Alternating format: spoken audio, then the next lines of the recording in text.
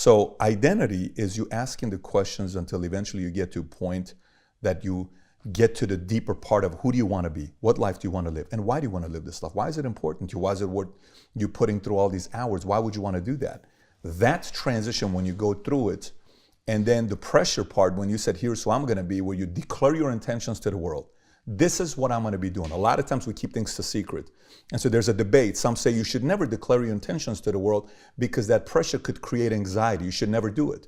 You know, like Babe Ruth pointed a finger and I'm going to hit a home run. What if you don't hit it? What if you fail? You know, what if you say, Michael Jordan says, the Bulls never losing game 7. You should never say that because there's too much pressure on the players. Or then the other side said, well, you should put the pressure on yourself because your teammates play better because it's not on them, it's on you. And the leader does that.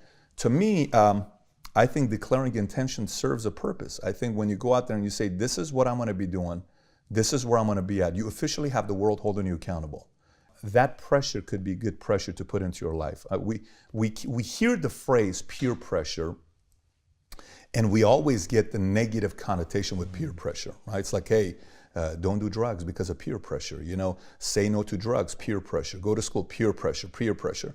Where, I mean, it all depends who the peer is that's giving you pressure. Because if you get the right peer giving you the right kind of pressure, you can do some big things in your life. So I think that additional kind of peer pressure you put into yourself, you're in the right circles, right environments, those two guys that, you know, put some kind of a peer pressure or direction into you, can really be a spark to change someone's life where all of a sudden the identity goes from being a regular person to the next day, no one recognizes them.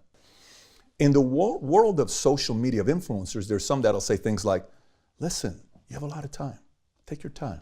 You're okay. You're going to be all right. You're going to be fine. You have a lot of time. And that's fine. That can work for some audiences.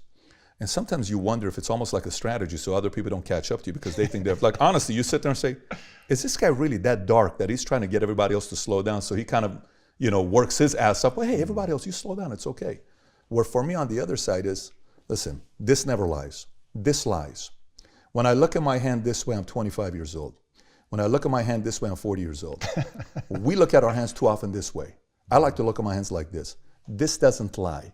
This is a 40-year-old wrinkles. This is 40, okay? I can't lie about that. That's 40 years old. Now, I can look at this and say, no, I'm a lot younger. I got a lot of time. We don't. So for me, I would sit there. One of my biggest drivers was, you're at your dad's funeral. This sounds crazy to some people, but I have visualized, it's going to be the first time my dad's ever going to hear this because I've never said this to him because, you know, I just don't want to tell him this kind of stuff because I don't want him to think about it. Like, I don't want him to say, hey, can't believe you said this. I have visualized my dad's funeral 50,000 times. And when I visualize, I'm like, okay, you're speaking. What are you saying? You know, you're the closing speaker. What are you going to say? You okay with it? Are you okay with who's going to be there? You know, are you okay if he dies at this age? Your kids never met him. They don't have a relationship with grandpa like you don't. For you, it matters because of Bet-David last name. You're the only person that can continue this Bet-David last name.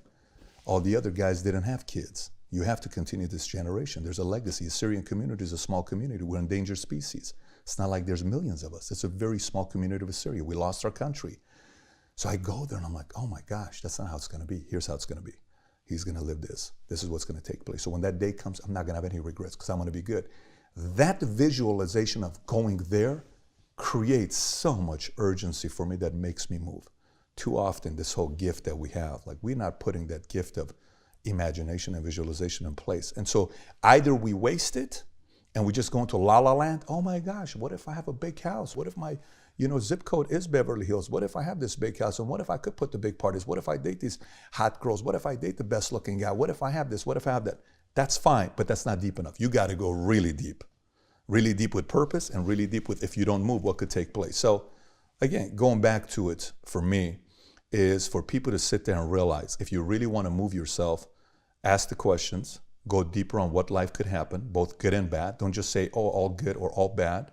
Tap into both of them, and hopefully that creates urgency for you to start taking the next necessary steps to grow your business. But the gift of imagination and visualization is rarely used properly.